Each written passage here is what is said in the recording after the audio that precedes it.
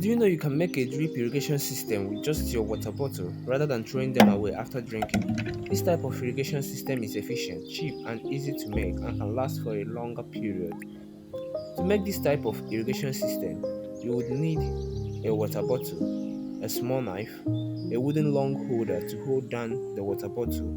This wooden holder should be at least 30 to 36 inches long, and lastly, a binding wire and plier.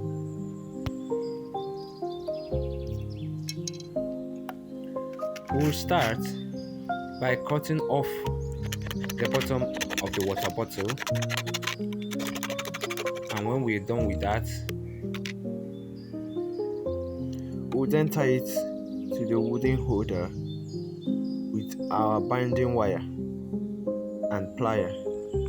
Make sure that it's well tied up so that it doesn't fall off or break down after a short period of time. So when you're done tying it, it's time to put it in your grow bag, pot, or ground where you planted your seed. Adjust the rubber until you are satisfied with the shape and make sure it's standing very well before adding water to the rubber.